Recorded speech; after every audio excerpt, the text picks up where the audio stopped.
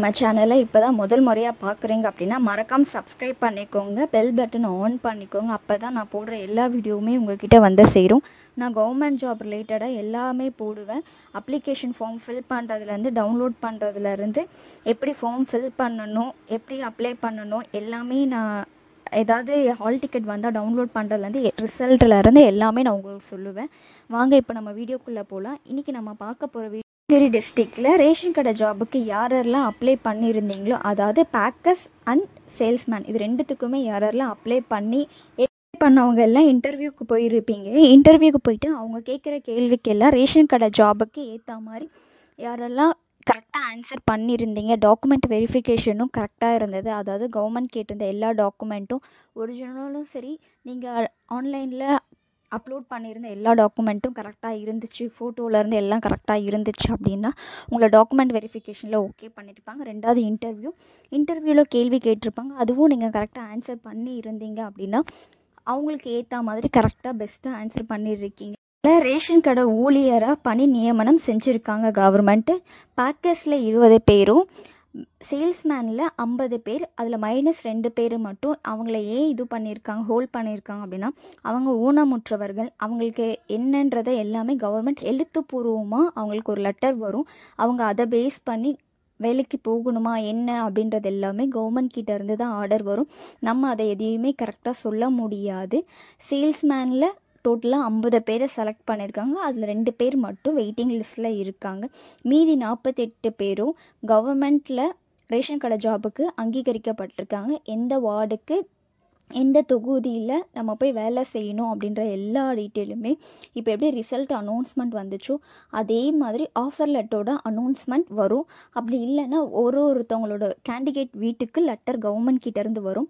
என்றைக்கு ஜாயின் பண்ணணும், அவங்களோட சேல்ரி என்ன, அவங்களோட டைமிங் என்ன, அவங்களோட ஒர்க்கு, அதாவது சேல்ஸ்மேனாக இருந்தால் சேல்ஸ்மேன், பேக்கர்ஸாக இருந்தால் பேக்கர்ஸோட சேலரி எவ்வளோ, அவங்க என்றைக்கு ஜாயின் பண்ணணும், சேல்ஸ்மேனோட சேல்ரி என்ன, என்றைக்கு ஜாயின் பண்ணணும், அவங்களோட டைமிங் என்ன, அவங்களோட ஒர்க்கு, அது எல்லாமே வந்து அதில் இருக்கும். அதுதான் அவங்களோட அப்பாயின்மெண்ட் ஆர்டர்.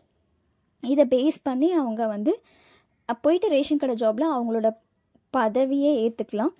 நானும் இந்த ரேஷன் கடை ஜாபுக்கு அப்ளை பண்ணியிருந்தேன். பட் நான் ஓவர் குவாலிஃபிகேஷன்றதுனால நான் இது வரைக்கும் எந்த இன்டர்வியூ போனாலும் நான் ஓவர் குவாலிஃபிகேஷன் ரீசன் என்ன, எம்காம் முடிச்சிருக்கேன். எம்காம் முடிச்சுட்டு ஏன் இந்த வேலைக்கு வந்தீங்கன்னு கேட்குறாங்க. என்னை பொறுத்திருக்கும் வேலைன்றது எல்லாம் ஒன்று தான். அதில் இவ்வளோ படிச்சிருக்கோம் அவ்வளோ படிச்சிருக்கோன்றதெல்லாம் இல்லை. இங்கே இருக்க எல்லாருக்குமே கவர்மெண்ட் ஸ்டாஃப் ஆகணுன்ற ஒரு ஆசை கண்டிப்பாக இருக்கும். எனக்கும் அந்த மாதிரி தான். ஸோ படித்தவங்க எல்லாருக்குமே எல்லாமே தெரியணுன்ற அவசியம் இல்லை. 10th 12th படித்தவங்களுக்கு இதுதான் தெரிஞ்சிருக்குன்ற அவசியம் இல்லை. இங்கே எல்லாருமே கற்றுக்க தான் பிறந்திருக்கும். எங்களுக்கும் ஒரு சான்ஸ் கொடுங்க, நாங்களும் நல்லா தான் பண்ணுவோம் அப்படின்றது தான் இங்கே எல்லாருக்கும். படிக்கணுன்றது அவங்களோட தனிப்பட்ட விருப்பம், அவங்களோட ஆசை. அதுக்காக இது ஓவர் குவாலிஃபைடு அப்படின்னு சொல்லி பண்ணுறது எனக்கு ரொம்ப கஷ்டமாக இருக்குது. இதே மாதிரி யாருக்கெல்லாம் இருக்கும் அவங்களும் மறக்காமல் கமெண்ட் பண்ணுங்கள். நானும் இன்டர்வியூ போயிருந்தேன். எனக்கு ரேஷன் கடை ரிலேட்டடாக ஒரு கேள்வி கூட என்னை கேட்கல. நான் எம்காம் முடித்து அக்கௌண்டன்ட் ஜாபாக வேலை பார்த்துட்ருக்கேன். எனக்கு அது ரிலேட்டடாக மட்டும்தான் கேள்வி கேட்டாங்க. நிதித்துறை அமைச்சர் யார், லைபிலிட்டிஸ்னால் என்ன, அசட்னா என்ன, டெப்ரிஷியேஷனா என்ன, இதுக்கும் ரேஷன் கடை ஜாபுக்கும் என்ன சம்மந்தம்னே எனக்கு தெரியல. நான் ரேஷன் கடை ஜாபுக்காக நிறைய ப்ரிப்பேர் பண்ணிட்டு போயிருந்தேன்.